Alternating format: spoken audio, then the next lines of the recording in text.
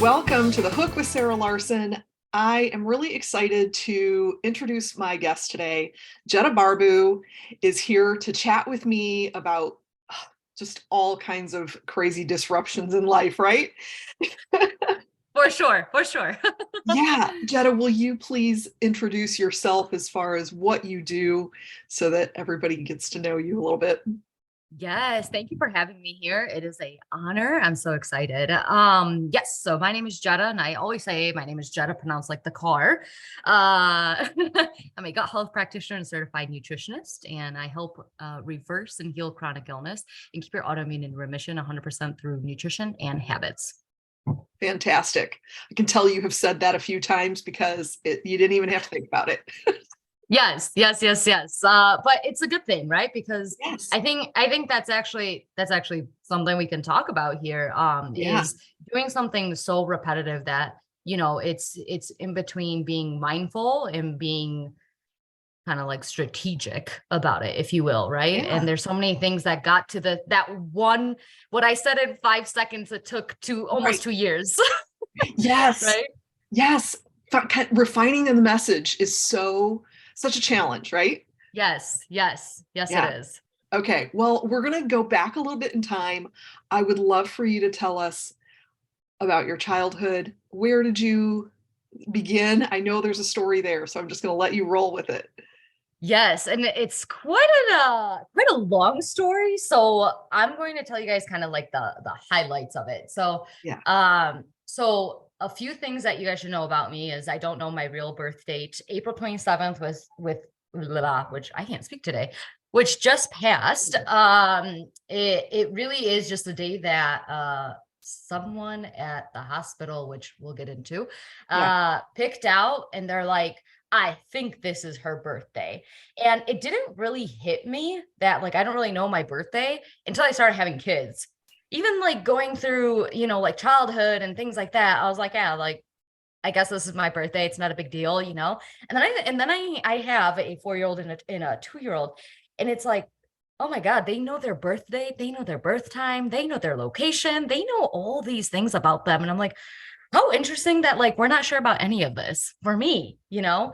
And yeah, so that really is where this the questioning of yourself can begin, the reaching for like a deeper purpose can begin, right? Things like that. So yeah, anyways, birth story. So I was born in a day, on a day, in April or May. And about 8 days later, I was abandoned. And I was taken care of as a secret for 2 years in a hospital. And after those 2 years, and this was back in Romania, so like post-communism times, which was, we say post-communism, but like it was still communism times. I can even say like in Eastern Europe and Romania specifically, communism, quote unquote, just fell maybe 10 years ago, to be very honest. I mean, in the laws that communism had in Romania and things like that, if we are known as the lost generation. So from the years of 89 until 95, we're a lost generation. That is me plus tens and thousands of other children have also been born and then abandoned. So this is actually a very common story. I feel like though I just kind of pivoted my entire life around like, yeah, things happen, but like, what can I do about this? And so being taken care of for 2 years in the hospital. And then at 2.5 years old, I was taken to an orphanage, which again, not an ideal situation. And then at 3 years old, I finally had a family from Romania want to visit me and, eventually adopt me. And then I came here to the States in November of 95. So that's my first 3 years of life. And I didn't realize it until I went through my own gut health and wellness journey. So for a very long time, I had severe health issues. Being a young kid, I was what we call professional gymnast. I was a national ranking gymnast for a few years, back to back.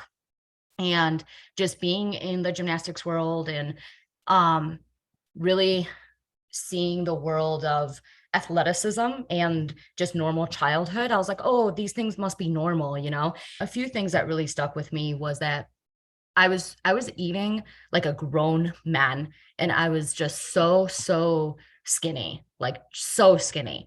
And my parents were always like, well, yeah, it's because of this, it's because of that. She's doing gymnastics, she's doing, 5 hours at the gym and da da da. And I'd be so fatigued, and I would be wanting to sleep all the time. And I was always hungry, and I was always having cramps, and I was always like, as a child, right? And it really is my mom that was like, we're going to figure this out. And we went to test upon test upon test upon test. And so much time, so much energy, so much money went towards tests and specialists, and nothing really got figured out until I took it into my own hands after I turned 16. I was like, I'm going to spend all my money on this one job that I have. And I was a gymnastics coach at that time, which that doesn't pay well, right? Right. And I was like, I'm going to spend all my money on figuring out what's wrong with me. And lo and behold, the only diagnosis that was like the most secure diagnosis was liver dysfunction, which in long story short, what does liver dysfunction mean? My liver functions at 50%. So anything that functions 50% or lower, it's not ideal. That's a chronic illness. It needs medical intervention, things like that. And so it made sense, although I guess again, like that pivotal moment was once I got this diagnosis, I took a specific test, which is called a CCK test. It's a liver metabolism test. And they're like, oh, well, this chemical was it was still supposed to be metabolizing like 3 hours later. And I'm like, yeah, it's been like 1.5 hours. And I don't know what just happened, but I either like peed it out or what's going on. I don't know. And that nurse was like, yeah, that's not supposed to happen. And so that's when I got that diagnosis. And from there, at that same visit, once I was done with that test, they're like, okay, we're going to give you these supplements and we're going to give you this medication. I was like, did you not just tell me that my liver functions at 50%? I am so confused why you're telling me this, right? And at that time, I had white coat syndrome. I was like, oh my God, like, and that was kind of the first time where like I just kind of spoke my mind, and I was like, Mhm. what? Really? That's what you got for me? Because that doesn't make sense. 2 + 2 is not equaling 4 here. And Right. so I kept going. I went to Wayne State University. I did neurological development and gut development. And I did pre-occupational therapy. So it's like all under one umbrella. And I did that for 4 years. And then I met the love of my life. And then I moved to Spain, and I did more education there in nutrition and holistic healing. And we actually just moved back to the States not even 5 years ago. So Wow. Oh my gosh. Are so many questions spinning. yes. Um, I okay.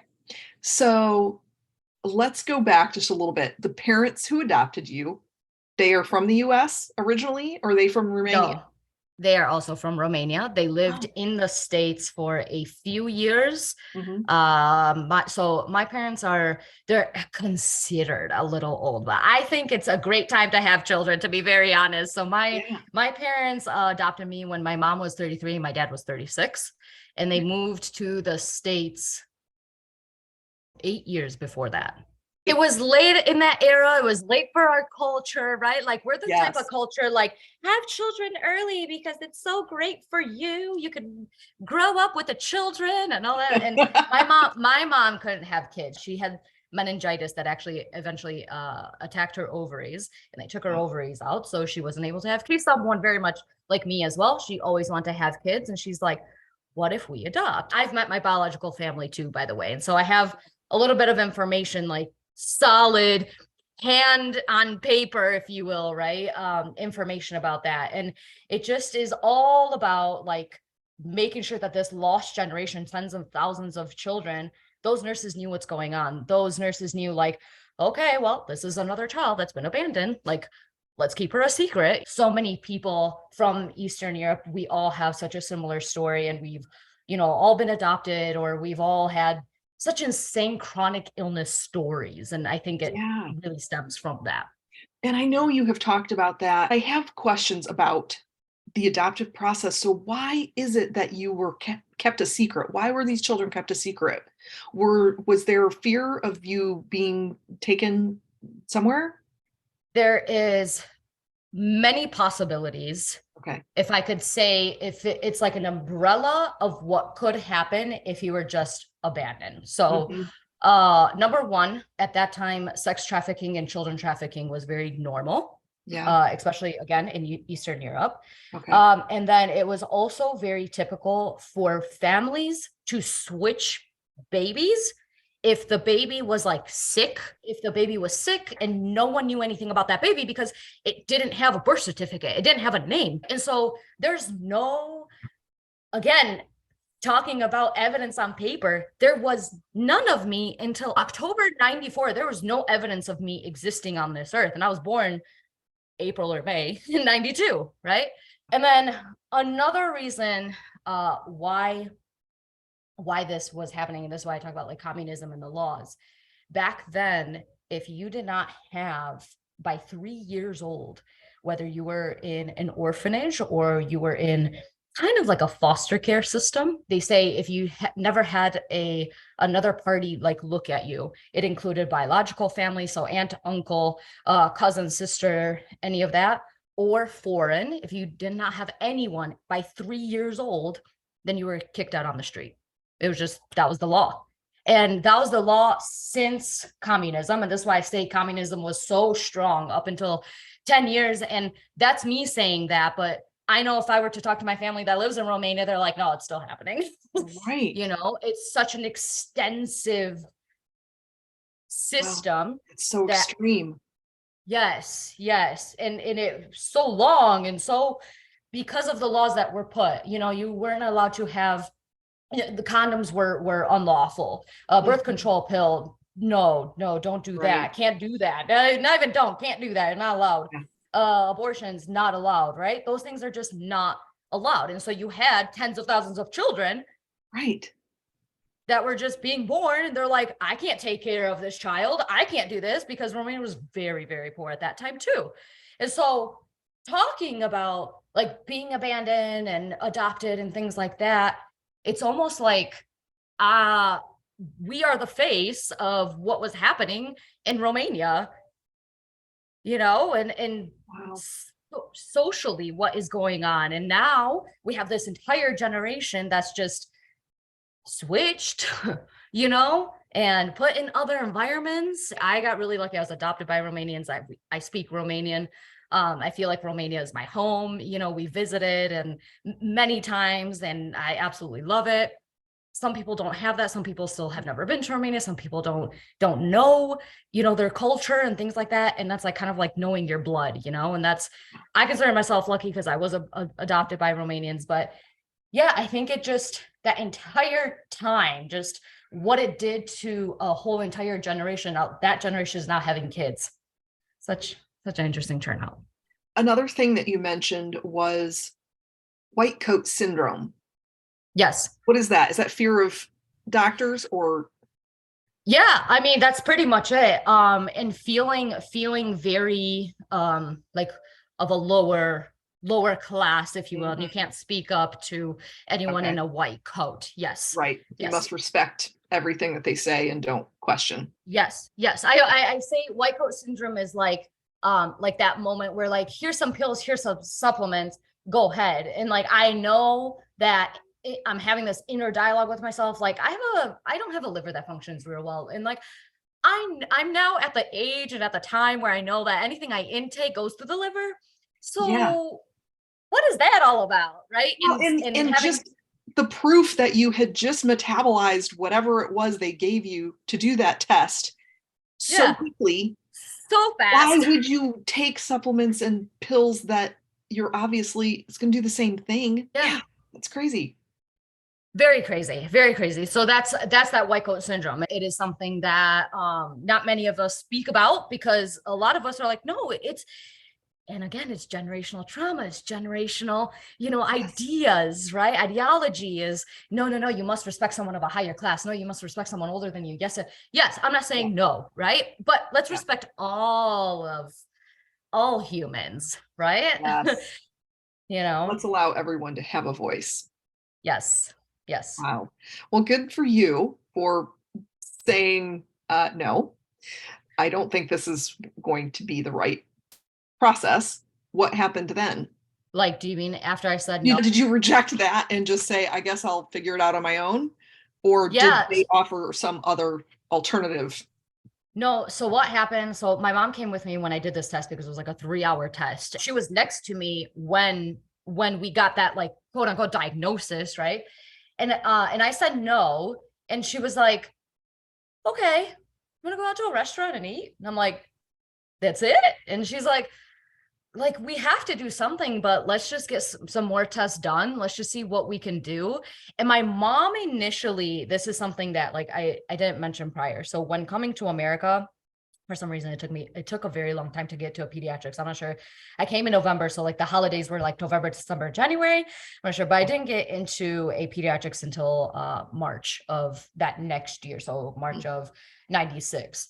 And I was almost 4 years old at that time. And the pediatrician at that time, Dr. Quigley, I'll always remember him. He was a good pediatrician. It just was interesting because they told my mom, so they do an entire blood work, urine work. They do so many things. They like get you vaccinated. They do all these things. And one of the things that that came up right away for them on a blood result was that my liver enzymes and a few other things about like my kidneys and things like that, they just don't work properly. And the pediatrician came back and was like, well, we don't know what's going on with her. It could be hepatitis B. It could be something, but yeah, her liver and that natural detox system not doing well. And my mom was like, okay, well, like, what do we do? So the doctor was like, well, I don't think you should give her eggs.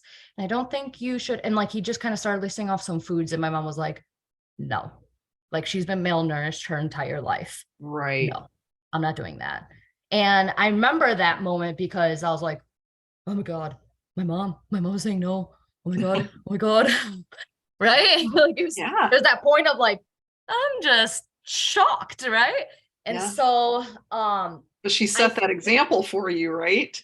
Questioning. exactly. You read my mind. Exactly. And I think just having her as someone that till this day, like me and her are not like, we don't have the most fantastic, perfect mother-daughter bond, if you will. But if there's things that we agree on, it's not taking no for an answer and really like setting that bar higher for yourself. And like, come on, man, you're really going to tell a child at 4 years old to not eat eggs, dairy, things like that? I didn't even know what a banana was, Sarah, until my parents came to see me at the orphanage and they're like, here's a banana. And I tried to eat it with the skin and all. Like, Oh my gosh. Yeah. right. And when we think about like our kids, we think about kids today and back even in that time, right? Everyone was having bananas at like 4 or 5, 6 months old, right? And I'm 3 years old and I still haven't had a banana. I've never seen a banana in like actually physical and I can eat, right? So it like those kinds of things really matter, what makes us into who we are today. And maybe we don't realize it, but it really does. And those are the things that, again, coming back to, you know, when I got my diagnosis, when I was looking for answers, those were things that I was like, this can't be it. Okay. So mom says, let's go get something to eat. I don't want to get into minutia, but I really do want to understand what took you on this giant journey that brought you to now that is about gut health and all of that. But what is it that you did at that point that's put you on that path? So after we got that diagnosis, my mom was very nonchalant, right? And I paid for my own labs, I paid for my own specialists, I paid for all this stuff. And I had realized like the pivotal moment, if you will, there wasn't like one moment, it was like a series of things. And one of them was that I was literally working to pay for my labs and my specialist visits and things like that. And on top of that, I also was just not living a life. I had lost friends. I had lost relationships. Probably they needed to be lost anyways, but Yeah. I had lost more of my identity than I had lost, money, if you will, right? And those things really kind of put me in a question mark. And so when I went to Wayne State University, I really honed in on developmental neurology for that purpose. I really, that's a big thing of what I stand for. Not everything we do in life has to be for something. We can Mhm. literally do it out of curiosity. We can do it for, Yeah. right? And so I went to school for that. I was like, I need to know what's going on with me because maybe that will lead me somewhere. Maybe not, but at least I know what's going on with me and I can do something else then, you know? Yeah. And so I did that. And as I was learning neurological development, I was learning gut development, I was learning what happens from womb to death, if you will, right? I was learning all these things. And I'm like, this has to be my issue. I'm going to give it a go. So I gave it a go. And then I failed. And then I kept, and I kind of like failed in quotation marks. I Yeah. failed because I wasn't doing the broths and I wasn't taking it seriously. I was like, for my 21st birthday, I was like, I'm going to go to Miami and like drink and I'll be fine. And I did that. And I literally like passed out on the, like, not from being drunk. We were playing soccer and I passed out on the beach and I don't recollect anything. And I'm just in the ambulance and I have like the EKGs on me. I have things like on my head. I was like, this is embarrassing. Like, I need to get my act together, if you will. And I did that for 7 years. And as life kept going, I had learned, people with liver issues have infertility. People with liver issues have trouble with their menstrual cycle. People with chronic illness have a high divorce rate, are in abusive relationships. And I kind of started checking off these things. I was like, oh my God, I've been in an abusive relationship. Oh my God, I've had problems with my period. Oh my God. So I was like, that's it. I need to take this a little bit more seriously because if not, there's no point in doing something imagine Einstein. He did so much for this society, for this world, but imagine if he never was able to get that out to the world. Mhm. Where would we be? Right. And so that was my thought process. I was like, well, I can do this. I'm going to do this. I need to do this for myself, not for my future family, not for my future husband, not for nothing. I was like, I need to do this for me because this is not life. So I was like, okay, I need to do this. So I kept doing it and I kept doing it and I fell in love with it. I fell in love with the entire process. I didn't necessarily fall in love with like the cooking or like really that kind of stuff. It was more of like, oh my gosh, I actually get to make this meal that's going to make me feel better, that now I can go running. Oh, I get to do this and I get to do that because of like X, Y, and Z, right? It was really fulfilling to see that journey come into fruition. And Mhm. when I moved to Spain, I learned so much, right? In America, we're like, oh my God, the Mediterranean diet is so healthy. And then like I moved there and so many people are having infertility issues. There's so much chronic illness. There's diseases that we don't really talk about here. I'm like, oh, wow. Okay, so that opened up my mind even more, right? And so, like I said, I did a few classes there. I researched a little bit there. And it was a completely different aspect of health. People there actually do want to do herbs. People there actually do want to, fix their gut and do broths and do the things, right? And I was like, oh wow, like let's do this. And I really started there in Spain to get like really consistent in my gut health. And when we moved back, I gave birth to our son. And then a year later, it was the pandemic. In the middle of the pandemic, I was like, maybe I should do something with all this that I've been doing pretty much my entire life. Yeah. I wonder, and it really was my husband that was like, you should 1000% do this. Like 1000%.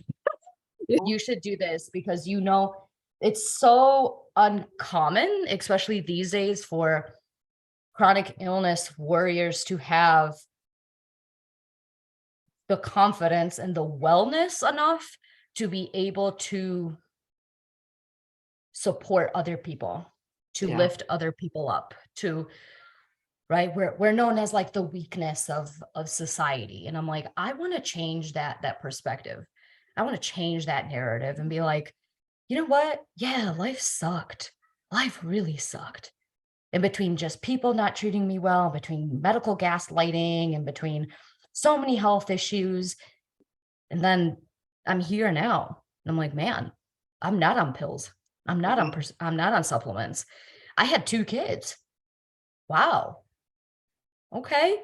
Let's do this thing. That's incredible. So what's your liver function like now? Is it So still below 50%? this month I want to do a lab, a specific lab that's going to test for toxicity, the main four minerals of optimal health, liver function, thyroid function, adrenal function. Okay. So this month I actually want to do it. You don't want to do, and this is why I say this month. I Mhm. got a micronutrient lab test done 7 months postpartum after my daughter. Okay. And that one showed very low liver enzymes and a few thyroid issues. But again, being in Western medicine, that's normal postpartum. And I'm like, no, it's not. No, it's not. But thank you, right? But considering what was happening to me before, and I think this is crucial to understand. If we were to look back and zoom out of the entire, just my story, right? Everybody has their story. If you were to zoom out and say, where was I last year?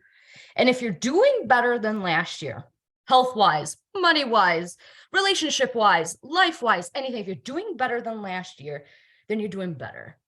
And that's the only competition, if you will, right? Yeah. And so why I'm doing this live specifically is because I have felt really good lately, but there's also been so much stress. We've moved into a new house. It's like the top three main stressors in the world is moving, having a baby, and owning a business. And I'm like, oh my God, look, I have all those three. Right. Going through that checklist again, right? So Yeah. I'm like, I want to see where I'm at because we're still doing, the gut health cooking methods. I'm still doing breathing. I'm still doing all the things. And I have not had a flare up in a very long time. I haven't had a liver attack in over 8 years now. I haven't had these things. I'm sleeping good. It's such a higher quality of life. Like I said, right? If you're sleeping good, we're eating good. We can play with our kids. We can be on a podcast, right? We could do all these things. It's going to have a higher quality of life. But I'm like, I still want to see where I'm at because what if on the exterior side, and this is always a thing, right? Especially if you have a chronic illness. What if on the exterior, we're fine? What if interior, something else is going on? And this is the invisible illness coming out, right? Is making sure things are still adding up. And once the lab results come back, what else do I need to tweak? Do I need to lower my protein for a while? Do I need to higher my fats? Do I need to do these things? I want to say, and I'm being really transparent, something that I know to be true lately is my gums have been having more gingivitis than ever. And I'm not sure, again, gingivitis and teeth health and dental health is a big sign of your gut health, your liver, it needs some TLC. And so it's very interesting to me that those things are happening. So that's another reason why I'm like, I'm feeling fine. But when I brush my teeth, there's literally like my gums are literally red. I'm like, that's not healthy. Right. So those are the things, again, just being mindful. And I think even if, and I know we're recording this now, but like, this is also for like later purposes too. Even if that lab comes back and like something comes back completely off, the importance of understanding your body and knowing that nutritional therapy side of things is like, I'm not going to freak out. If I freak out, I'm going to send my body into a flare up. If I send my body into a flare up, then I can't serve myself. I can't serve my family. I can't serve my clients, right? It's all this domino effect, right? But because I have these tools in my tool belt, if you will, I can say, okay, at least now I know what to do. And I do it in a very nutritional, mindful habit way. Yeah. Wow. I love that you are really seeing and doing things a little differently and willing to share what you've found with others. I'm curious, I know a little bit, you said your husband is also from Romania. Yes. Correct? Yes. And so yes. Was he also adopted? No. Okay. So this is such a funny part of my wellness story. And I say this because I mean it with my whole heart. Until I started being more consistent in my wellness journey, up until that point, I was attracting really terrible relationships, friendships and like romantic relationships. Yeah. Truly. And when I started being confident and more consistent in my journey, in my body, And I say confidence in my body because as a chronic illness, you don't know what's happening. You wake up every morning and they're like, oh my God, look, there's a new symptom, right? It's like a lot of thin hair, beautiful, right? But because that wasn't happening as often, not nearly as often already, I was like, okay, you know what? These are the things that I look for in a man. And I was like, this is what I want. I want a baby. I want children. If I don't find love, that's okay. And this was a big thing. This was a big thing, Sarah. I was like, if I don't find love, I'm going to move to Ireland. I'm obsessed with Ireland, Sarah. Okay. I'm going to move to Ireland and I'm going to have a sperm donor and I'm going to be a single mom raising my child in Ireland. I'm going to own a coffee shop or something like that. My parents at that time was like, well, we're retiring. I think we should do one last hurrah and we should do a fun family vacation in Romania. And I was like, yeah, that sounds fabulous. Let's do it. You know, this was the first time I was back in Romania since I came to America, by the way. Okay. Been everywhere else in the US, Mexico, Canada. I've been everywhere else, but overseas I've never been. So I'm like, yeah, that's a fantastic idea. Let's do it. This is the same trip that I also met my biological family. And I say this trip was the life-changing. This was the life-changing trip. Everybody has like a trip that like changes their life. This was mine. Okay. And we were there for a month. In the last 2 days, we were at a wedding and I met my now husband. We were sitting like at a table and he's like, hi, okay. And I like shook his hand. I'm like, bye, peace, you know, like thought nothing of it, you know? And we like kept dancing together. Like, we're just like, la, la, la, whatever on the dance floor. And the entire rest of the evening, we just talk at like each other's tables, you know, talk. And Romanians have like 5-day weddings, like no exaggeration. And the second day, he sat by the dessert table. And I just sat next to him. I was like, what are you doing, man? And he's like, I really like desserts. And I'm like, okay. Am I at a normal table or? And he's like, yeah, sure. You know, and we just talked again like friends, talk. And that morning I had left back to Michigan and my plane from Romania to Germany, from Sibiu to Munich, I was crying on the plane, Sarah. And the man next to me was like tapping my shoulder, like, hey, you're okay. And I'm like, yes, I'm fine. And I'm the kind of person, like, I don't talk like I don't really talk about like my love life or like, oh my God, I met a man and blah, blah, right. And I'm over here crying and I'm literally questioning myself. Why am I crying? What is going on with me? Like, what is going on? And the only thing I kept repeating that question, and the only answer that came up was, what if I never meet this man again? And I landed in Michigan and I was like, why does this matter? It's just a man. Who cares? Right. So I messaged him and I was like, I'm back home and I'll talk to you later. And that was it. And then from there, he was like, oh, how was the flight? Blah, blah, blah. Like being really like just nice. Just a good human. I was like, oh man, like this man is going to talk to me. So long story short, so we met in September of 2016. He's from Romania, but he lived in Spain for over 15 years. And that was, I think, one of the reasons why I was like, there's no future here. I live in America. He lives in Spain. What are we going to do? And well, that's what we did. I decided to move to Spain. So that's why I say move to Spain for love, because I was like, yeah, I'm going to do this. And so we met in September. By April of 2017, I moved to Spain, one-way ticket to Spain. That's exciting. Yep. And so you lived in Spain for how long? Just short of 2 years. So what made you decide to come back to the US? Family. Okay. Our family's in Romania or here in the US. My parents live in Florida. Okay. And his family lives here and in Chicago. And we have a few relatives here in Michigan as well. Okay. So yeah. Well, it's interesting that you moved back to the States to be near family, but you don't have that much nearby where you are. Yes, right. My parents lived here pretty much their entire life while being in the US, but they retired to Florida. You know how it goes, right? You stay here in Michigan and you move down south, right? I mean, nobody wants to retire in Michigan. Come on. No one wants to retire here. Like there's nothing to do here, but yeah. And that really is the series of life too. My grandparents also did the same. They retired, they moved to Florida, things of that nature. And I think having and being part of that family that is open-minded, my parents did not want me to move to Spain. Let's get this real. Okay. real down. My parents Yeah. did not want me to move to Spain. They're like, oh my gosh, you have an education here. And that September I was supposed to start occupational school. And I was like, no, I'm gonna just kind of throw that away. My parents were like, no, you're not. Oh my God, how could you do Throwing this? all this away for a man. For a man, how dare you? Oh, shame to the family, right? That Yeah. entire thing, I went through it. And I was like, I'm still gonna do it. And I think those little moments of bravery and I think that's what bravery is doing something scared, but doing it anyways. Mhm. And I knew that if I were to move to Spain, it was very much like, yes, I did move for a man, yes. But it was very much for, I just want to move out of that bubble that I was in.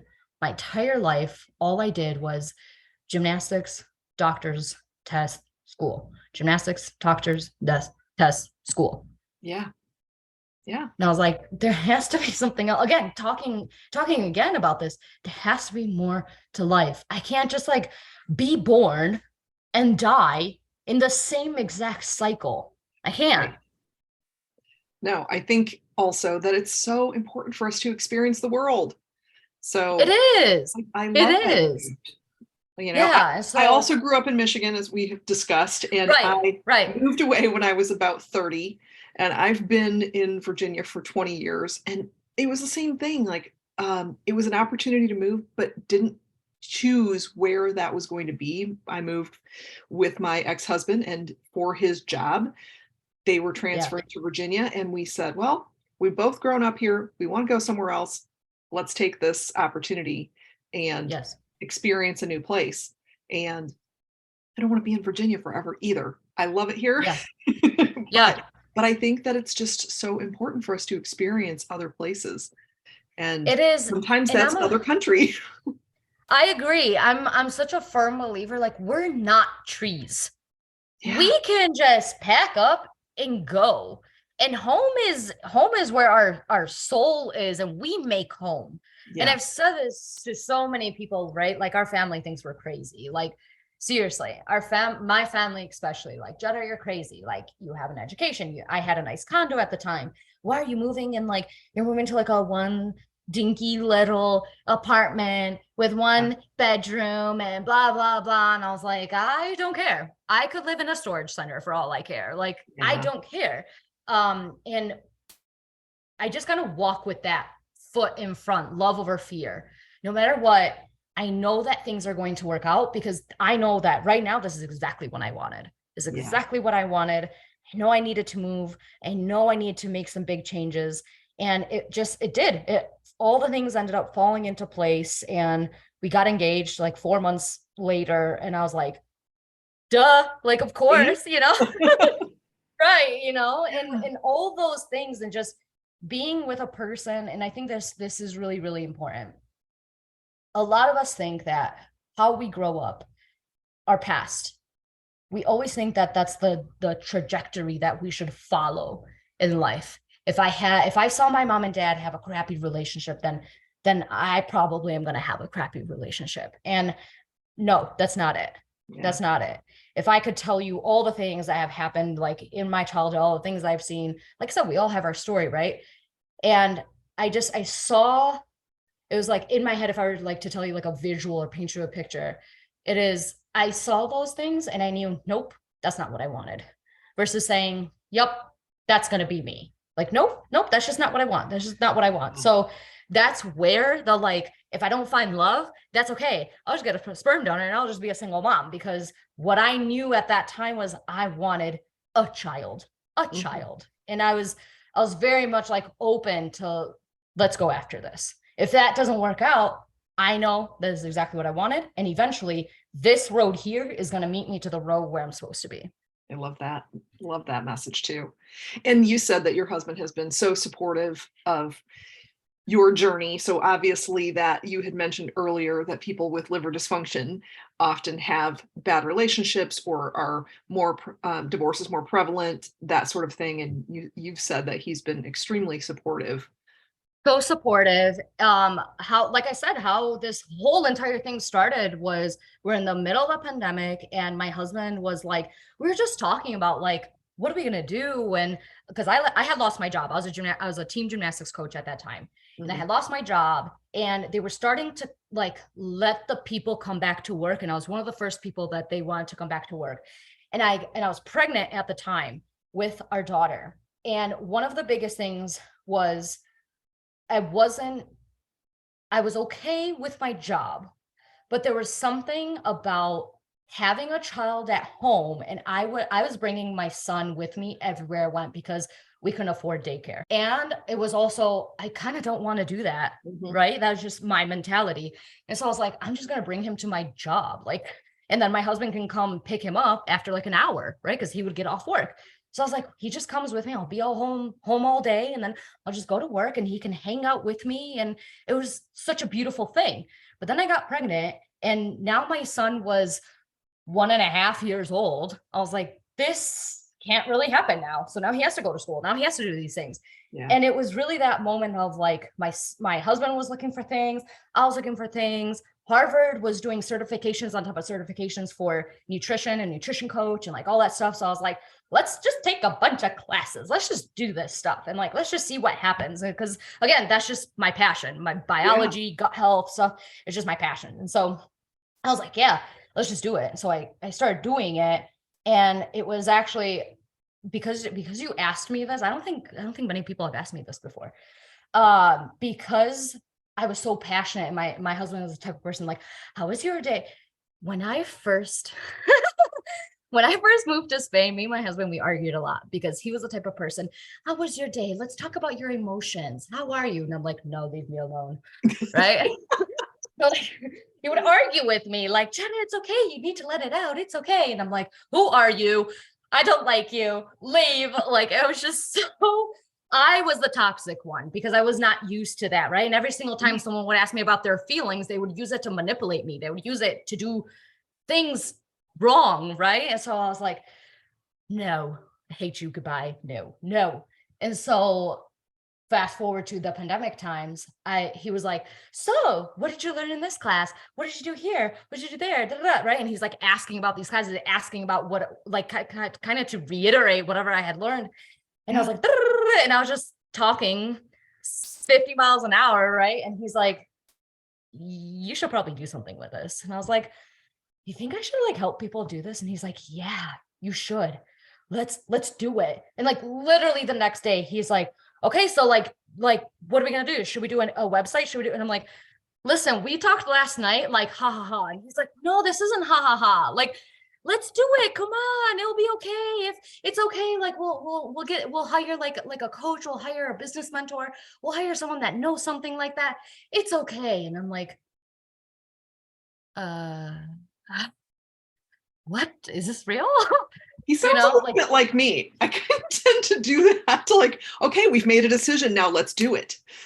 Yes, that's exactly how he is. Yes. Oh, yeah. This house, we recently bought this house. He saw it. It was in probably the worst condition I've ever seen a house in. He's like, this house is fantastic. We're going to move. And I'm like, oh, sure. And the only time I saw this house was right before we signed for the closing. That was the only time. And I literally went into the closing and I like pulled him aside and I was like, what are you thinking? And he's like, it's okay. I do renovations, babe. It's okay. It's all right. We'll get it fine. And like, now I'm like obsessed with this house. So that's the type of person he is. Yeah. And I think being around that person, and again, it comes back from doing the inner work, making a list, like really embodying who you need to be so you can attract that person that is supportive, that is, making this fire, if you will, within yourself to just keep going. We're our own worst enemy, right? If we look in the mirror, we're the best at putting ourselves down, right? But if you have that person next to you that does keep you accountable, that's like, how was your day? Let's talk about emotions, right? Let's do this stuff so you can get through it, so that you can serve your clients, so then you can be okay, so you're not having that inner dialogue, right? It's like, oh, this is what wellness is the entirety of it, right? Is being able to come home and be excited to come home, cooking and knowing exactly, having that confidence in the kitchen and being like, yes, I know exactly what I'm going to cook, and I know my kids are going to eat it. I know my husband's going to eat it, and I know it's healing me and I'm going to eat it. Those things right there. It's all about really living that higher quality of life, whatever it is. And for me, it was having a family, being able to travel, being able to do these things with my family. Yeah. Right. Those are the things that I look forward to. And if I had stuck to where I was with a person that was not ideal for me, I wouldn't be here. I wouldn't be on this podcast. I wouldn't have kids. I wouldn't be in this house. It wouldn't. Yeah. And so it literally just started from being consistent in my own wellness journey. I was able to kind of sit down with myself because I wasn't in pain, because I wasn't cramping, because I wasn't having brain fog. I was actually remembering my days, remembering what I eat, having good sleep, right? Because of that, I was like, yes, it's kind of like the triangle of needs, right? Oh, yes, my psychological needs are met now because my health needs are now met because now my body feels secure, right? And so you have this domino effect of, if I take care of myself, then I can also attract really good humans that are going to understand me. I said understand, not perfect. My husband's not perfect. I'm not perfect. No, nobody is. Nobody is, right? But like, to be able to meet someone that like your body and your soul knows what it needs before you do, right? And I think about that moment, like I'm in the airplane and I'm crying and the guy next to me is like, man, you okay? And I'm like, the more we like think about those things, right? It's like, wow, okay, this person had some sort of effect on me. We talked about the nothings, right? Yeah. Friends, Seinfeld, there's shows about nothing, but those are the shows that really like, wow, that was a great show. I would rewatch those shows, right? And that was kind of like the theme, if you will, of like just meeting my now husband. Like, just, we talked about nothing. Wow, how fabulous is that? You know? Yeah. And now fast forward, it's all about just communicating again, being able to say, hey, you know what? Today I don't feel well. Hey, you know what? Today I feel weak. This was something actually 2 weekends ago. I was like, okay, babe, I feel kind of weak today. I'm going to listen to my body and I'm just going to kind of take a nap. And he's like, yeah, do you want me to take the kids out? And I was like, yeah, if you want to, yeah, and he took the kids out and I napped for 2 hours. We kind of reconvened. And in the evening, we ended up having a dance party. We did like our adrenal cocktails because my entire family does adrenal cocktails and like that kind of stuff. And it was just like, okay, life paused. We hit pause and now we hit resume and we kept going forward. I love that. Yeah. That's a beautiful message. What is your thought about past lives? Like, do you think that you and your husband were in a relationship in a past life? We think. I love this question because me and my husband, we talk about this stuff. We talk about like the universe. We talk about like things like that. We do think that in our past lives, and I think me being obsessed with Ireland and things like that, like I've never visited this country and I know like its flag, I know like its history, I know like it's right. Well, that's really interesting. Yes. Right. Okay. Like it's this, like my soul feels something for Ireland. I've never been there. I've never, I don't know. It's really weird. Right. Yeah. And my husband and me both think that like we are definitely from like the Vikings, like we were Vikings in the past life. And I was like maybe even like a Irish Viking or something like that. And he was like a Scotland Viking and Northern Europe like stuff, because we just keep talking about it and we keep like our honeymoon, because we haven't had our actual like religious wedding yet because of the pandemic. Okay. But that was our thing, is that we're going to do our honeymoon in Ireland and we're just going to bike around the entire country. And now that we have kids, we're like, we're still going to do that. It's not going to be our honeymoon, but we're still going to do that. We're going to spend like a month long in Ireland, bike around, stay at a little bed and breakfast, eat, keep going, like again, travel with family and do those kinds of things, And so that's what we think we are. We do. Yeah. We've had this discussion. I think that's so cool. I've really never given any thought to past lives until the last, I don't know, maybe even just as recent as 6 months. I have heard a few people talk about this, and sometimes I just feel like my husband and I are very similar. We have this great connection, And I feel like the the two marriages that I had to go through before are what brought me here and brought me to As him. always. And As we always. Yes. and the fact that he just had instant belief in things that I could do without any Yes. proof blew my Yes. mind. And Yes. having his The belief in me, blind trust. Yes. blind trust that was there, and we worked together for years and beautifully. Like Oh, we always yes. joke. There's a Tom Cruise movie, and I always forget which movie it is, but it's like a futuristic movie, and he's in this future, like some alien planet or whatever, and they always ask each other there's like some over company or something that asks them, "Are you an effective team?" And we are always saying, like, we're an effective team. Yes. Because Yes. That we is work so it. well Yes. together. So Yes. yeah, Yes. I just had to ask you about that because it felt like, yeah, I could see that. I 100% believe in it. I mean, we think about, okay, we're so similar to nature and to flowers, and flowers all the time have a past life, right? And they come back based on the year, based on the season. They come back in different forms, right? Trees, they do, like, we could go so hard on Oh, we this could go subject, so deep. right? That's a But yeah, great comparison. I love that. I love that. yeah, yeah, yeah. Oh yeah, Well, I'm a firm believer in what that. would you like to share? We have had an amazing conversation thus far. Is there anything particularly you would like to share about what you do with gut health, recommendations for people who may have this issue? Um, what would you say?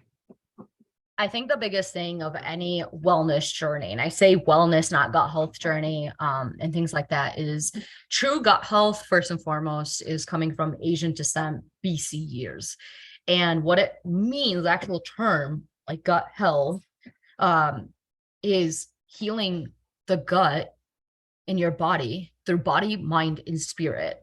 And when we're talking about healing and wellness journey, that's why I mentioned even in this conversation is it starts with us.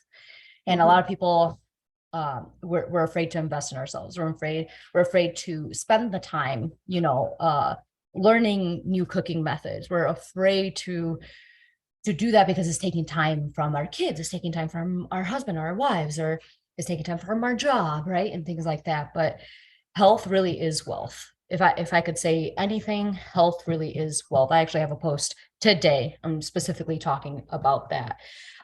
In the time that I've been in my wellness journey, I was $23,000 in debt. And when I had stopped doing all the tests, when I had stopped doing all the visits, and when I really honed in on my gut health, and when I honed in on what it is, who I am, creating again that identity, because we lose a part of our identity in doing this. When you do that, you're able to focus on exactly what you need. Therefore, you're not wasting time nor energy on all the specialists. Maybe you meet that one person, and that one specialist, that one professional is going to help you in all aspects of life. And really going that route in terms of like wellness and actually some like pinpoints. I always say this, the top three things is everybody poops, look at your poop. If you are not eliminating every single day, that's 5 pounds of toxins that you're holding in your gut. 5 pounds of toxins. That's a lot, right? And so we want to do every day. If you're going every other day, okay, all right. There are some genetic compositions there that's just what your body does. That's okay. But look at your poop. A solid poop, a good poop. When I say solid, like a good poop, not like so, a good poop. A good poop really is having that bowel movement that feels that you are emptying, that is happening every 24 hours, and it is not just right after you eat something. The second thing I would say is being able to get outside, get that daily movement, intentional movement versus exercise. Exercise is fabulous. I'm a great fan of exercise. I still flip around. I'm still doing handstands. I'm still running. I still do those things, but I meet myself where I'm at. And many times I take my daughter, because she's at home with me all day, every day. I take my daughter, I put her on the shoulder, and we go for like 30, 60 minutes. You don't even have to do that though. You can stretch. You can just do some like hip mobility stuff. You can do some shoulder mobility. Just get that blood flowing. So that would be number two. And number three is being able to tell your nervous system that everything is okay, to feel Ooh. safe. And by doing that, it is truly being able to get those emotions out, whether it's moving it out, writing it out, talking it out, or calling it out. And I say that, and that's what I call them, is like moving it out, journaling, Mhm. talking it out is cognitive behavior. So the same thing that you do at a therapist, that's what that is. So if you have someone in your life that, like for me, it really is my husband, he's like, oh my God, how do you feel, how does that, and I'm like, this is super annoying, right? And now it's like I really look forward to that, because I'm not that person for myself where I'm like, Jetta, how do you feel? Like, I don't do that. So my husband does that for me. But if things are so heavy for me sometimes, because that's a beautiful thing about like having, being that knowledge of self, right? If things get heavy, sometimes I just want to journal it out. Sometimes I just want to call it out. And call it out means you're standing there and you're like, yeah, man, I'm angry. Done. Acknowledge that feeling. Acknowledging. Mhm. Acknowledge, right? I say this wholeheartedly. I love my kids. My kids are beautiful kids, okay? But children are very much like emotions. If we were to ignore our child, mom, mom, mom, mom, mom, they're saying mom so many times over and over. Eventually, what happens is they get louder first, and then the second, they ignore, they leave, right? And then when you come to them, they're like, no, man, no, no, you didn't answer my needs when I needed them. That's what pain is like. That's what anything in the body, any emotions, anything like that, that's what that is too. So if your body is like, man, today I'm really anxious. Okay, anxious. Cool. What do I do for when I'm feeling anxious? Okay, I can shake it out. I can go for a brisk walk. I can do a breathing, and it all depends on where I'm at that time. If I'm Mhm. really high energy, I'm going to go for a brisk walk or a jog. If I'm not, then I'm going to do a breathing or a meditation. So those are my top three. That would be like a great, like, so bowel movement and that whole thing, right? Getting to know yourself, and uh, emotions and all that good stuff. Awesome. Love it. Well, where can Yeah. people find you on the internet? Yeah. Thank you. This is such a great conversation. Oh, Um, I honestly could totally keep going. I feel like there's so Seriously. much more to dig into on the gut health side. So I'll have to have you Yes. back at some Yes. point so that we can dig into that a little Yes. bit more. Um, Yes. But so, yes, but we're in the in the meantime, meantime. yes, for everybody to know what I do, how I do it, right? Like Yeah. I'm talking about gut health and all this stuff. And like, what is it? Yeah. So you can find me on Instagram at jettas.digest. If you have Instagram. If you don't use Instagram and you're more on Facebook, then just look me up on Jetta's Gut Health. It's a Facebook community. It's close to 300 people right now. And the reason why I have that Facebook community truly is for community.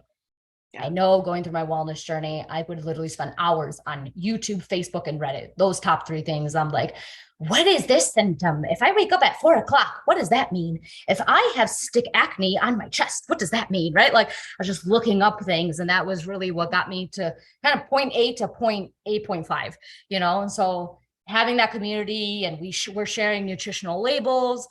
Yesterday someone shared a broth, and then like three other people shared their broth. I was like, this is fabulous. So you get broth ideas, you get nutritional labels ideas, and you get free trainings from me. We typically do 1 to 2 a month where I'm talking about something deeper, because Instagram sometimes will shadow ban me because they don't like when I'm like CDC and big pharma and right. Uh-huh. So that kind of stuff. And then I also have a video training library. And that link is also in my Instagram bio, but you can Okay. always message me on Facebook and ask for it.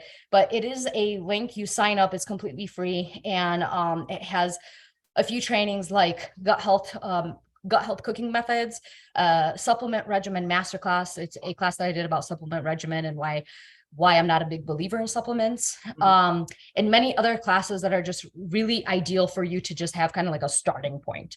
So yeah. Awesome. Those are all fantastic. And I'll put them all in the show notes so people can find you easily. Thank you so Thank you. much for being here. I have really enjoyed getting to know you a little better. Your energy is just so contagious. I appreciate that. Thank you. Thank you. Thank you. Your energy is so calm. I feel like we're like Oh, yin thank and you. yang here. Yeah, We like make this nice little balance, which that's what life is about, keeping up a balance. absolutely. Yes. Absolutely. Thank you for having me. This was so much fun. I absolutely loved your questions. Oh, thank you. Yeah, it was fun for me too. Thank you.